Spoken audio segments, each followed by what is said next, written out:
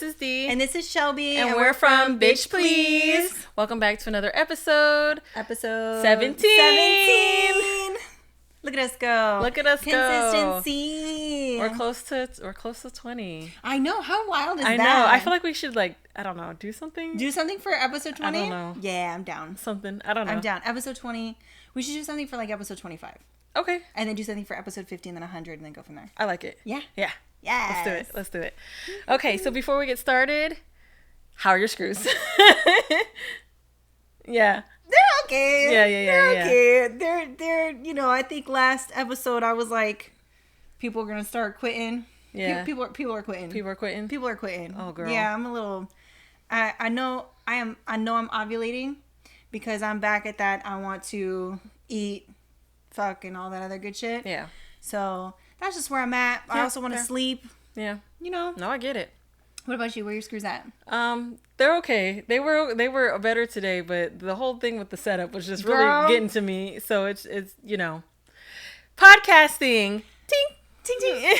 So speaking of podcasting, we just keep having technical difficulties tonight. I can't even speak. Yeah. So hopefully we can get through this episode like a regular schmegular episode, and everything sounds good. So podcasting by ourselves is a bitch. We don't have a whole production team. So when you watch these YouTube videos and these YouTubers and all that other shit, most of the time they have a whole production team with them for multiple cameras and stuff like that. We don't have that.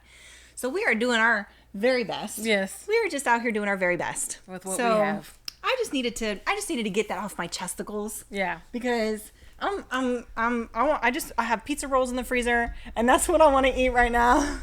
And just, keep it moving. Yeah. Yeah. So, anyways. Yeah, I forgot I was talking about my screws, but yes, please. I was going to say, because you mentioned the thing about podcasting. That's literally what I was going to talk about, so did I just steal your thunder? No, you didn't steal my thunder, because I had already started talking about it, but yeah, yes, that's where my screws are. That's where they are. Yeah, understand that. Okay. So, our topic for today is going to be about just the fact that Deidre and I were having a little chat. Our coochies.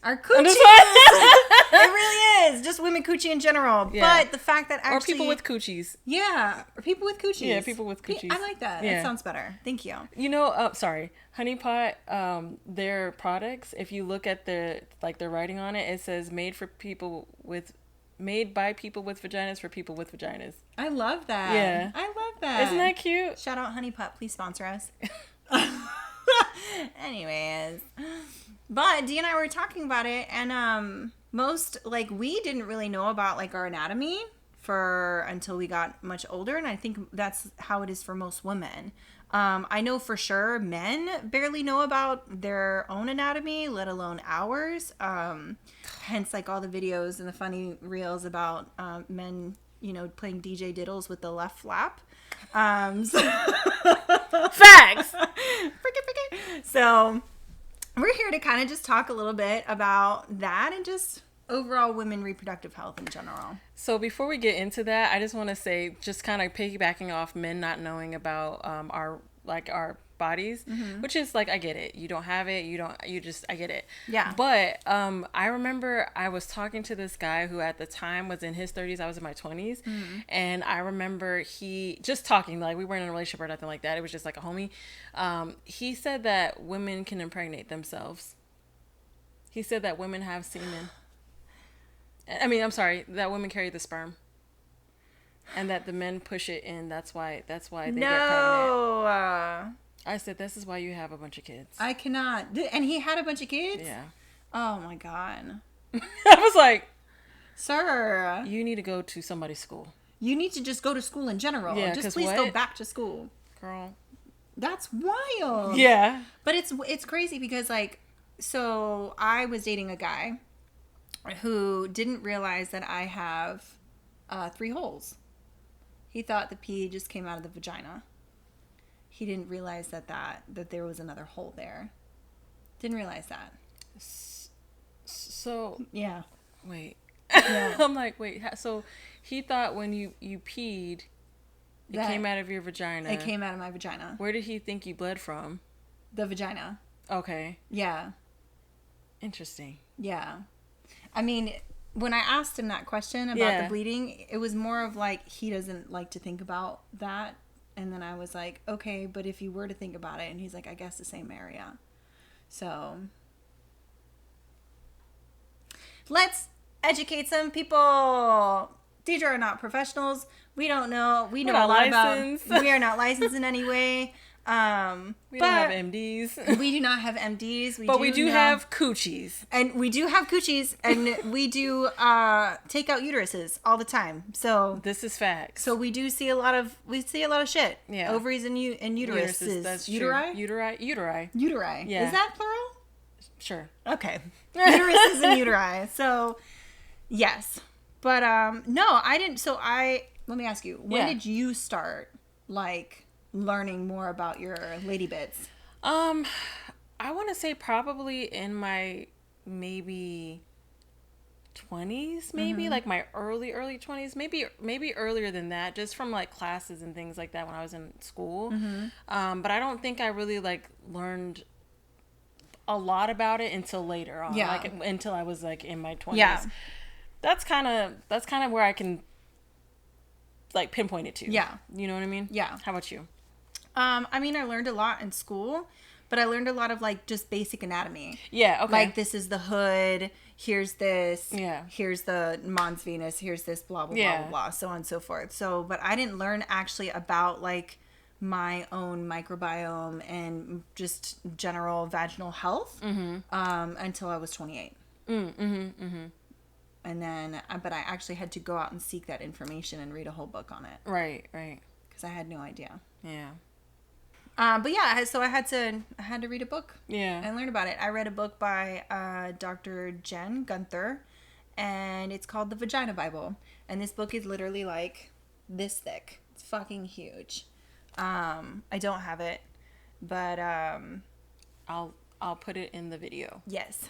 Put it up there. Yes. For y'all to see. But I learned about everything I needed to know about my vagina, my vaginal health, all of this stuff. Like, you know, I still do sometimes, but I used to use Summer's Eve all the time.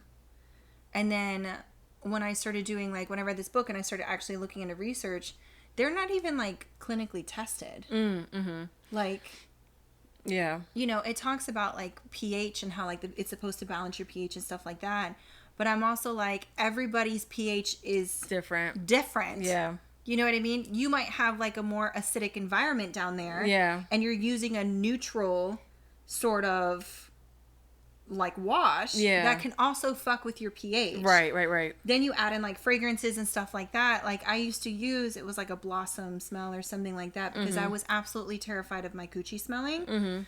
And I would just be irritated all the time. And dry. Like, super dry. Yeah. And then actually maybe about a year and a half ago, I stopped using that. And I just use water. Water and a washcloth. And my shit has been the best. No yeast infections, no urinary tract infections, no nothing. And I used to get yeast infections all the time. So it's definitely healthier that way, because a lot of that, because our bodies are kind of like the birth control conversation where they make this one thing, but it doesn't really fit everybody's body. And same with the washes. It's like your pH is going to be so different. Yeah. So you're trying to use these things that are kind of made in general, which it doesn't always work. Yeah. I will say though, like the Summer's Eve stuff that they have that's like unscented, still throws it off because it is a basic product, but I feel like without the scents, it's a little bit better. Oh no, for sure. Like if you're gonna use anything, and that's why I said like I use Summer Eve on like occasion. Yeah. Especially when I was having like some issues not that long ago.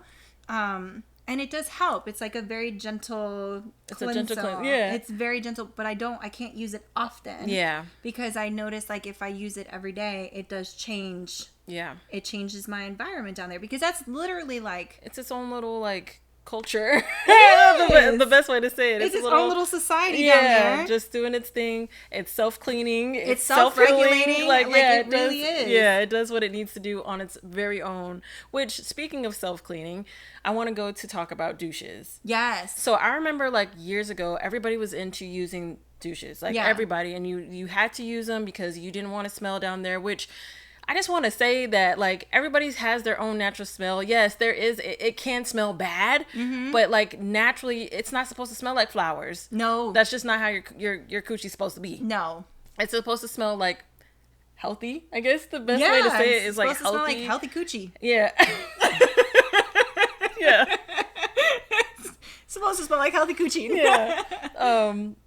But the douche community, there was like because it was like a whole bunch of people that was like, oh, I do this every day. A lot of women. Really? Yes, I know a lot of women who still do it. I remember it was like a mass group of people that were like, yes, we're all on board, and then it was like that same group of people just stopped doing it. Yeah. And I stopped hearing about it. Yeah. Like I didn't even know people still really used them. Like, I mean, outside of us talking about it earlier, but I didn't know people still use them like that. Yeah. I just had no idea because everybody was like, yeah, let's kind of stop, and then people were reusing them, which gross.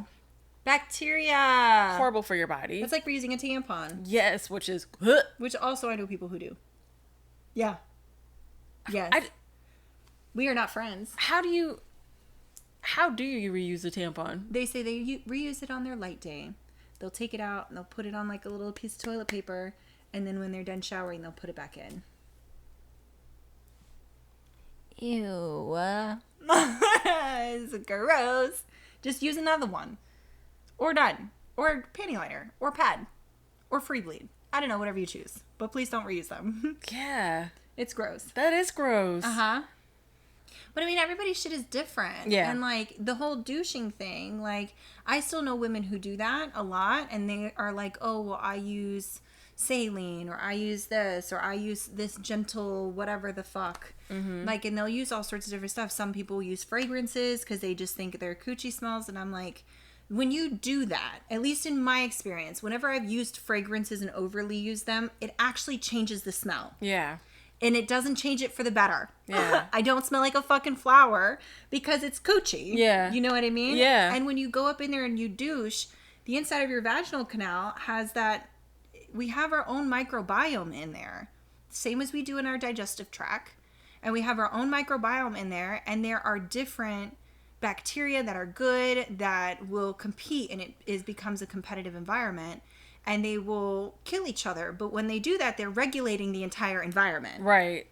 So when you're going up in there, you're literally fucking flooding the whole colony and murdering everybody and all the people that are in there. Right. That are just trying to keep the village alive. They're just trying to clean, mind their business. Yeah. And it's throwing off the balance of things. It throws off the whole balance of things, So, anyways, we have a microbiome that's up there, and, like, you're literally, like, killing the whole fucking colony. Like, everybody in there is dying. So, it's, and everybody's is different. Absolutely. Which makes everything so hard because what works for me may not work for you. What works for both of us may not work for you. So you got to figure out what works for you. But there are certain things that are absolutely not going to work for you. Yeah. So you got to figure out what that may or may not be. Yeah. Well, most of the things that are fragrant are probably not going to do it. No. The fragrance is bad. And then can we also talk about, since we're talking about fragrance? Yeah. Can we also talk about this whole myth about, like, if you eat certain fruits, it changes the way you taste? It does not. That's not how it works. Eating pineapple does not change the way your coochie tastes. Drinking a whole thing of orange juice will not make your coochie taste like an orange. Your coochie just tastes the way it is because it's coochie. Because it's coochie. I'm just saying. This whole myth that if you eat all this shit, that's what it tastes like. Yeah. That's not the case. That's not the case at all. If it were to even change anything, it's going to be minuscule. And it's probably because the enzymes that are in the pineapple that might actually transmit into the proteins that are in your secretions. But that's besides the point. It's not going to be anything that's fucking, like, significant. So don't go out here eating a whole ass pineapple because your man's about to come over. Like, I'm sorry. It just doesn't work that way. It's like what I was saying to you earlier. It's like, you know, if that's the case, then why is it only changing that? Why is my whole body not tasting like a fucking orange? Right. Why can't you just lick my skin and my sweat and I don't taste like a whole goddamn cup of orange juice? You felt that from your soul? Because it's these myths, and because these myths and all this shit is literally created to please a man. To please a fucking man. You're not down there eating your coochie. It's true. To please a man. Most of the time it's to please a man unless you're gay and you're into a woman and a woman's eating your coochie. But then it's still to please another person and not yourself. Right. I feel like a lot of the things, there's a lot of stigmas and a lot of taboo when it comes to coochies and what they should be, what they should look like, what they should do, what they should smell like, a lot of times you just gotta be like your own being when it comes to your body. Yeah.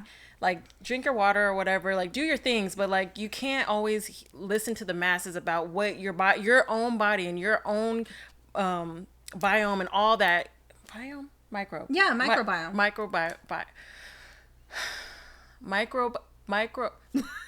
Your whole shit. You can't see here and be listening to everybody else talking about what your shit's supposed to be in the masses, because that's not going to pertain to you. No. And there's a lot of other factors that cause different things, like if you're on a lot of medication. Facts. So, there's always going to be things that cause it to change, because like in my case, I am on a crap ton of medicine. Yeah. And I mean, homegirl's still cool, but you know what I mean? It's going to be different. Yeah. So, and like hormone imbalances and menopause and premenopause and all of that changes different things. Now, obviously, if there is like a smell or an odor that's not supposed to be there and it's very strong, specifically like a fishy smell, which is usually linked to BV, bacterial vaginosis, then you definitely want to go get checked out. Absolutely. You definitely want to go. If you have weird looking discharge, stuff like that, you definitely want to go and get checked out. And that's the other thing. Can we just talk about discharge? Yeah. Discharge, certain types of discharge are actually normal. That is your self-cleaning. That is literally what it is. It is what is being ejected from your body to clean it, because your vagina cleans itself. It needs to be able to clean itself without any interruptions. Exactly.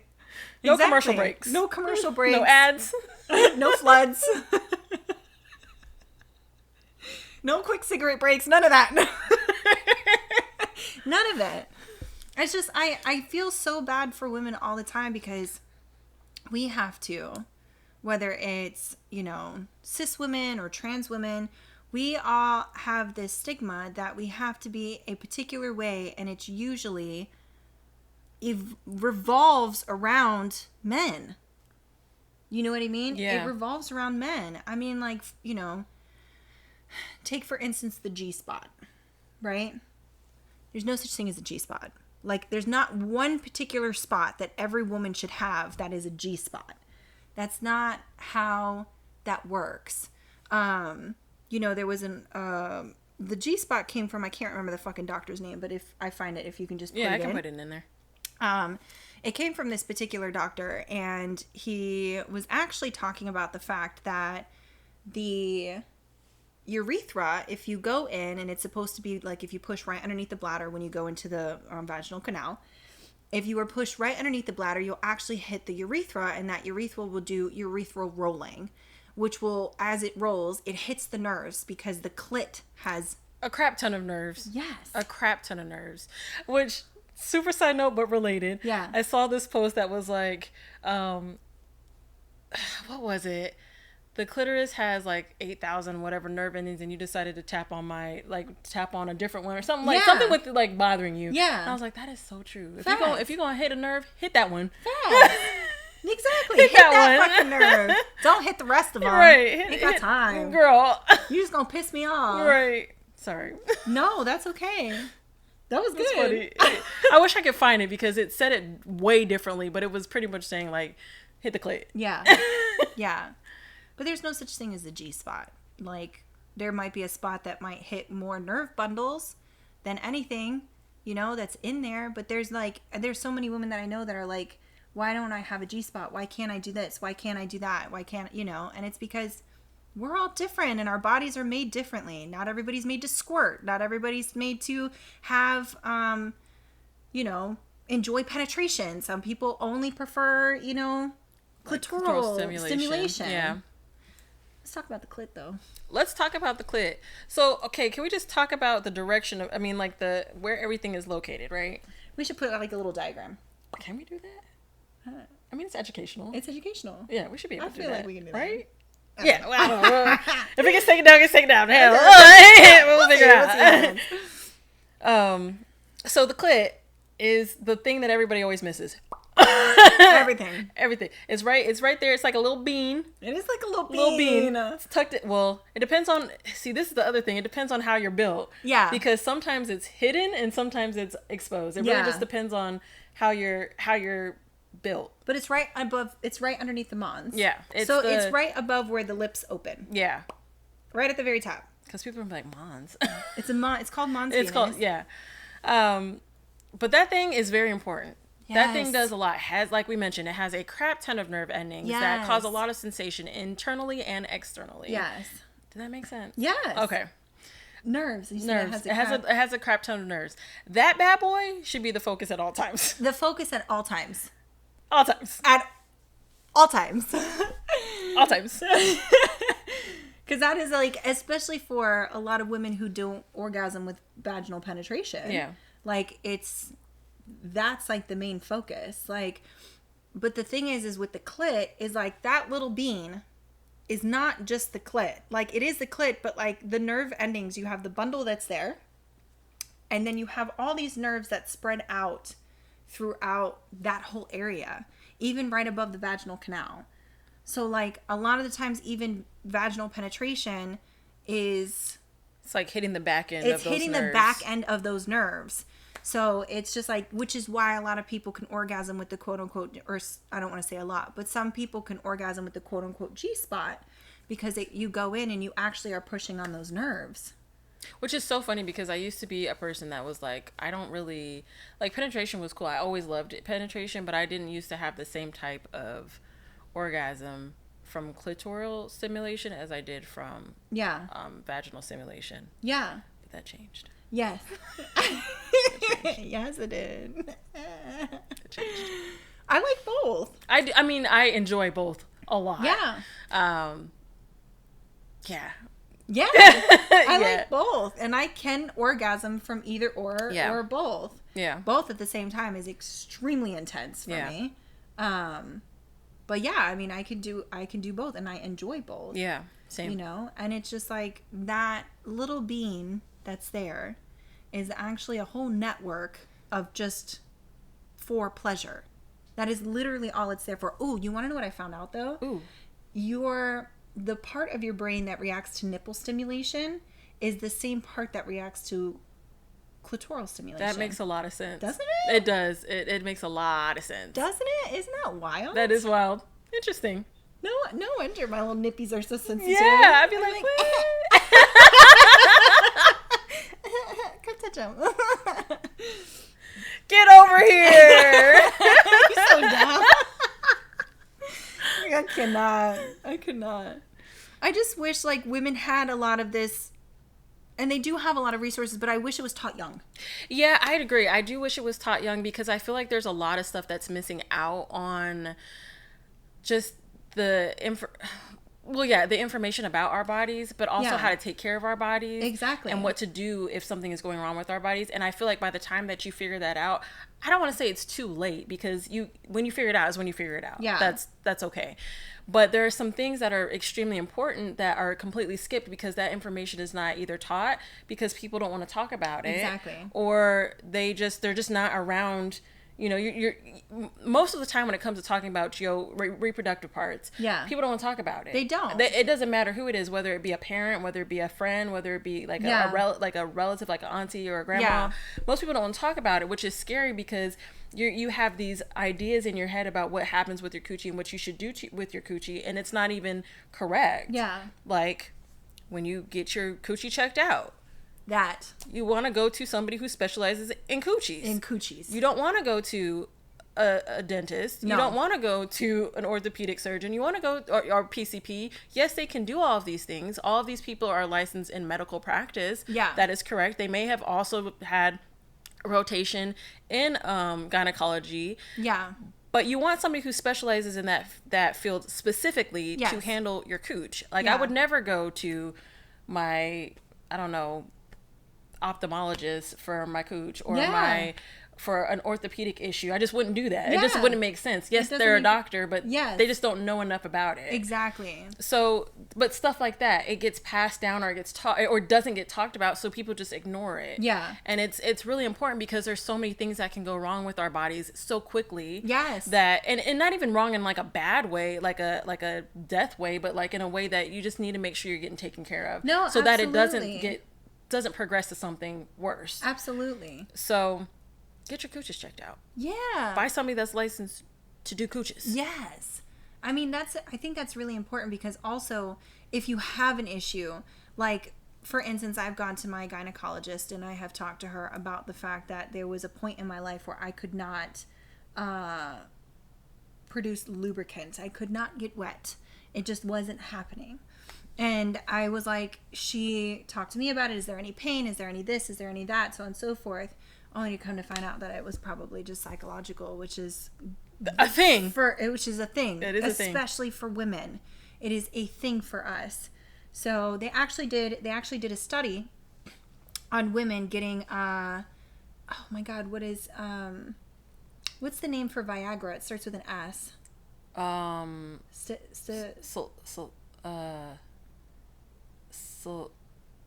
Something Silfidel or something like that. Anyways, it's Viagra, and it's the main the active medication that's in Viagra. And they did a study on women that the Viagra pill produces more blood flow to the clit, but they were not aroused. So like men can take it and they get a boner and they can get aroused and so on and so forth. But like for us, it's a lot more psychological.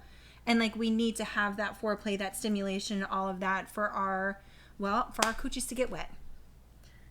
It just needs to happen. So, but I went to my gynecologist and I was talking to her about this, and if I had gone to my PCP, they would not have had the more in-depth knowledge to be able to just explain these things to me. Another myth about going to the gynecologist is that you have to be having sex in order to go. You do not have to have sex in order to go to the gynecologist. You could be a virgin in your 40s, but you still need to go because they still need to check for cancer. They need to check for all of these other things. They need to make sure everything is working properly. I feel like as soon as you have a cycle, you should start going to see a gynecologist. Absolutely. Every year. Absolutely. Or I think they changed it. I think it's like every 2 years. If you have like a normal pap, and every year if you have an abnormal. You know why they changed it, right? No. Because insurance companies won't pay for that annual anymore because, well... Unless you have like a pre-existing condition. Yes. That's wild. Uh-huh. Everything's about money. Everything's about money. Always so about it's not money. about women's health. It's about the fact that... It's never... First of all, women? Yeah. In America? No. No. Our bodies are not our own, unfortunately. Government owns my coochie. Yes. So if anybody ever asks whose pussy this is, it's the government's. It's the government's. They own it. They have all the rights, apparently. Bro, I fucking cannot. You said that with the straightest face. Oh, fuck. The government owns my coochie. It does. It just does. It really does, though. But I wish they paid me for it. Hello. Fuck. God. Anyways. If you're gonna own it, you might as well pay me. But you take me out, like goddamn. Give me a little money, son. Right? Like shit. Yeah. What about that dinner? Okay. Gas card? Something like, can I get a month off or something? Like hell. Come on. But just talking about like health and the reason why they changed the thing is, and it going back to money, is also why feminine products are taxed extra. They are taxed extra because they are considered what? They are considered a medical device, medical something devices. I think it was, yeah. So they in, I want to say the 80s, the FDA ended up defining tampons and pads as medical devices, and that's why they were able to tax it higher than normal. Yeah. Which is bullshit, because for something that you can't help and something that you just go through, you should be able to get those products for free. No, absolutely. They should be available to you easily. I don't care where in the world that you live. There's no reason that anybody should have to do some of the things that they have to do to have feminine products. This is something that is going to happen to every person that has a vagina. Yeah. At some point in their life.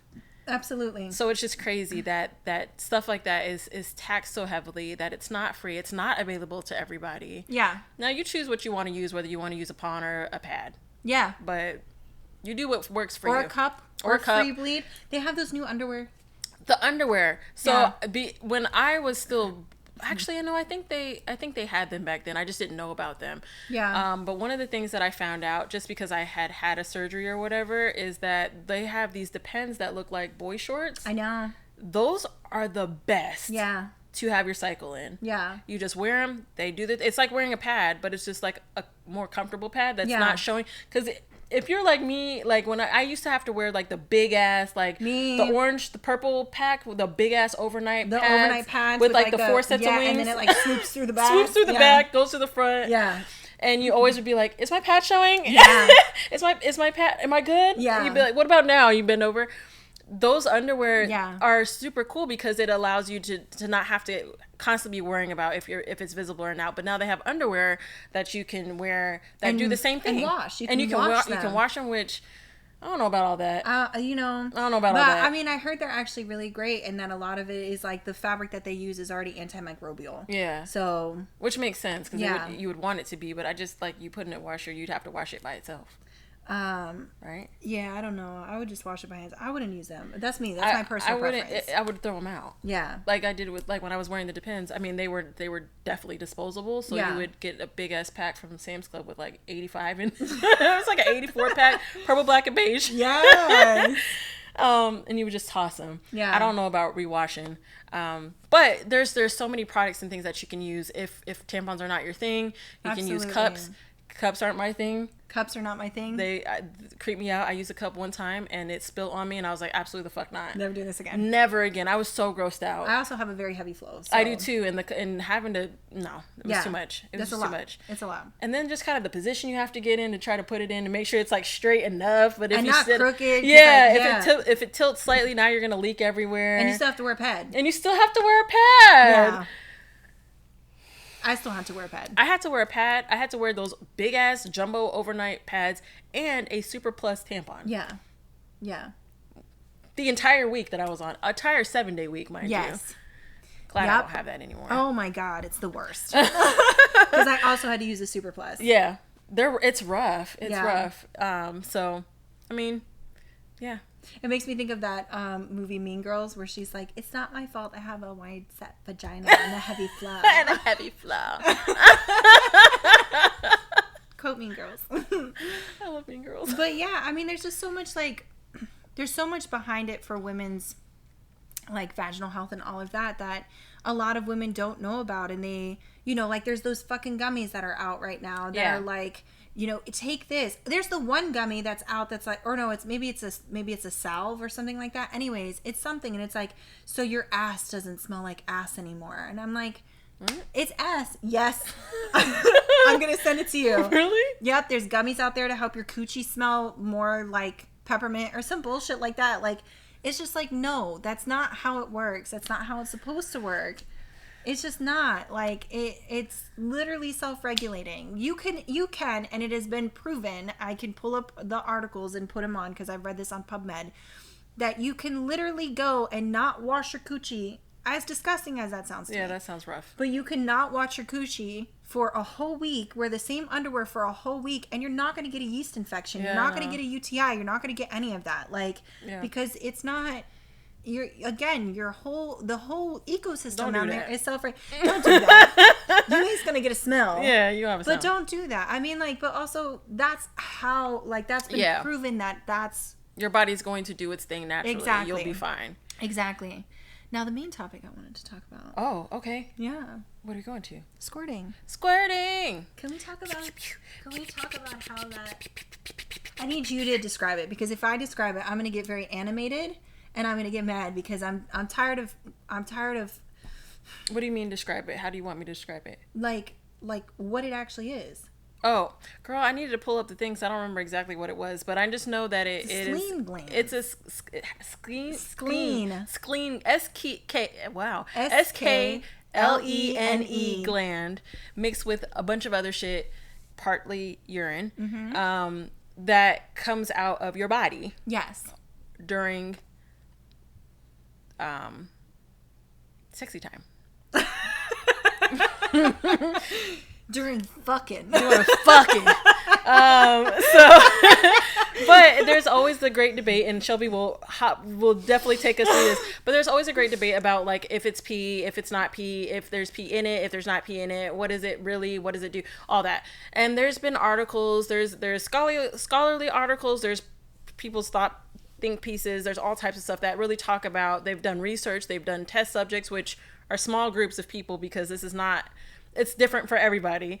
But they've done different studies to determine like what actually happens when a person with a coochie squirts. Yes. And one of the articles that I read actually showed that, okay, when they tested it, they saw that there was the PSA, is it PSA? The prostate something. Antigen. There we go. So there's a prostate specific antigen that the PSA that is secreted along with a couple of other things that they found in these tests. So they would collect it. They would pretty much what they would do is they would have women empty their bladders. Actually, let me kind of go back. The first test that they did was determine where the squirt was coming from.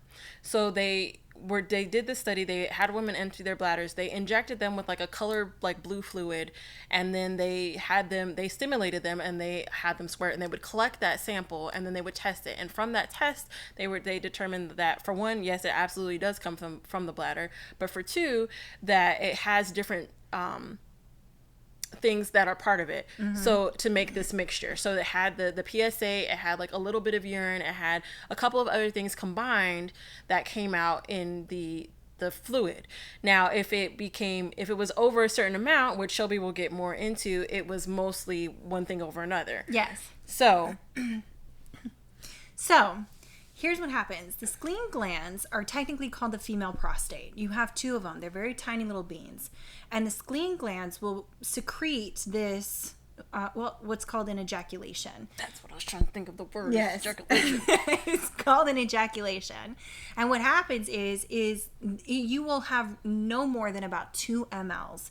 And I don't know if you know how much 2 mLs is, but it's like very small amount, right? That's it. That is what's considered the ejaculation. And up to about 5 mLs normally, if you do squirt or if you have squirted or anything else like that. The rest is urine, and I think that's actually pretty much it. Yeah, they had the one that I saw had creatinine. Creatinine, yeah. Well, that's in the. But that's also in the urine. Yeah. So, all of that's urine. So you have this tiny bit of secretion, then you have urine. Now, because I thought I had a problem for a long time because I don't squirt. Like, I don't do that. And when I do, it's not very often and it takes a lot. And, like, men really be in there and, like, just really try to make it happen. And I'm just like, stop. It doesn't work. It's not going to work. You're just hurting me. On a rare occasion, I have. And what that is like when you have women who are out here on porn sites and stuff like that, or like women who even squirt a lot, because they did a whole study on this. Women who squirt a lot, if it's anything more than 5 mLs, the rest is urine. It's all pee.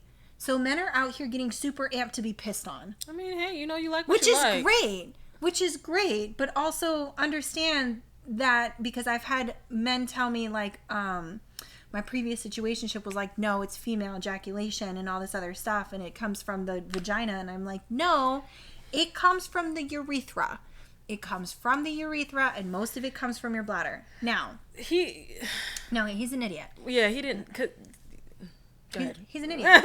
Yeah, there's not a fourth hole in the vaginal canal to make this happen. That's not what happens. It comes from the urethra. So they actually did a whole study on these women, and it was maybe about I wanted to say like the cohort was about 50 to 60 women. All of these women have claimed and tested that, and like stated specifically that they do, when they squirt, it is a lot. It is a well over 5 mLs, and they do squirt a lot. So they also tested to make sure that they weren't incontinent and all of this other stuff to kind of make sure that the cohort was solid and there were no like variables and stuff like that that could skew the data. So anyways, they had these women empty their bladder, kind of similar to what you were talking about, empty the bladder, And then they would, penetrate them or do whatever was needed, whatever stimulation was needed to make them squirt. Then they collected that, they tested it, so on and so forth. Most of it was urine. But what they did after was they did an ultrasound to see if the bladder was full, because they were like, they did an ultrasound before, made sure the bladder was completely empty, and then it did an ultrasound after. What they found was that what's most likely possible is that what's happening, especially if like you urinate and then you have sex and you are squirt a lot, what's happening is that the orgasm is causing some sort of reaction in your bladder to cause it to refill more rapidly. Because you have to remember, you have those nerves all down there, all thousands of nerves that are down there, and everything is literally very right on top of the other. Right. You have your bladder, and then right behind the bladder is the fucking vaginal canal and the uterus with the ovaries. So it's literally right there, very compact. So everything's all together. And this is what it causes. Like, essentially, like, your bladder refills. And so a lot of the times, like these porn stars and stuff like that, most of the time, if you look closely, and there was a whole study done on this, but most of the time when you look closely, they are actually putting water into their vaginas and pushing it out, causing it to do the stream. So I used to think that I was fucking weird for not being able to do these things, but actually not everybody can, because maybe my nerves are different. Yeah, I was gonna say, not everybody can do it. I do it sometimes. It's really nice. I enjoy but that's why the orgasm is like really intense, is because you're having an orgasm that's intense enough to make your bladder refill. Right. You know what I mean? I'm a fan. I'm a fan. Look at you go. Okay, bitch. I'm a fan. Love that for you. But yeah, so I mean, it's just, but there's so much stigma behind like women having to be, and their vaginas having to be a particular way to satisfy a man. Oh, yeah. No, but primarily with society, it's to satisfy a man. Yeah, absolutely. You know what I mean? That is what it is. Everything is built around satisfying a penis. A penis is actually not needed in any fucking way for us to have an orgasm, to squirt, to have a really good orgasm, or anything like that. It's not necessary. It helps. It's nice. It's very nice, but it's not necessary. So the fact that, I think, I don't know, I get super passionate about this because I get so upset that, not that young girls need to be learning about squirting or anything like that, but they know nothing of their anatomy. Yeah, and thinking that they're broken because they can't do these things, or everybody can't do that. That's just not how their bodies work, because everybody's body is different. Exactly. It's just what it is. Exactly. But then, in the same token, people that are able to squirt are sometimes made to feel that they're weird. You know what I mean? Because you do have a lot of people that are like, that's gross, or blah, blah, blah, blah, blah, and you're just like, really? Okay. God, I like making women squirt. I do. Because, I like my men and my women, so I do like making women. It's hot as shit. Some people don't like it. I mean, I don't know if it's still the same as it was, but a few years ago, it was like, oh, that's nasty. That's weird. Yeah. I'm like, That's weird. Get it, girl. You just gotta find the person that's gonna like you for you. Yep. But now, off my soapbox of squirting. It's not real, it's pee. But yeah, so it's just, I don't know. Yes. I was going to say, I mean, there's yes, but there is in small doses, it's a mixture of things. Absolutely. In small doses. If it is a whole water park that's coming out of the coochie, yes, that's going to be probably majority pee. But like, that's okay. You did a job well done, and you should be very proud of yourself. Absolutely. It's like that's a very gift. Intense orgasm. Yeah, it's like a little gift at the end of an intense session. You should be very happy. Very happy. Very happy As with you yourself. Should. As you should. Yeah. But yeah, I just think like for young women, that's why I love the Vagina Bible so much, is because it taught me so much about myself that I didn't even know was a thing. You know what I mean? And this is an MD. This is a doctor who has dedicated her life to this practice. Yeah. And going in and out, and she even states in her book, she's like, I meet so many people that don't even know, women too, what is the clit? Some women have never looked at their vaginas. That is something that I learned I want to say probably my 20s. Yeah. To look at my own coochie to see, because if you watch porn, or if you look at, like, if you've seen other people's coochies and you'd be like, damn, my shit don't look like that, or my shit looks whatever, and you're like, well, maybe something's wrong. No, they all look different. They all look different. They all do look different. Everybody's looks different. Some are tucked in. Some hang out a little bit more. Yeah. Some, are just... Some clits are huge. Some clits are not. Yeah. It just depends on what you got going on down there. Yeah. But they're all beautiful. Mm-hmm. They are all beautiful. And they all work. They all work. And if you're worried about a man, as long as you got a hole that works, they're going to be okay. Yeah. Facts. They'll be okay. Facts. I can't say all of them work. Some people actually do suffer from certain No, shit. No, but you know absolutely. What I mean. No. Yeah, I know what you mean. I know what you mean. But I'm like, yeah. I don't know. Women, ladies, please... Go learn more about yourself if you don't know. If you're still douching, stop it. Put a little mirror down there and see what it looks like. Yes. Explore your body. Explore it and see, like, how you feel about certain things. That's one of the big things, too, is, like, seeing what you like and what you don't like will help you tremendously. Yeah.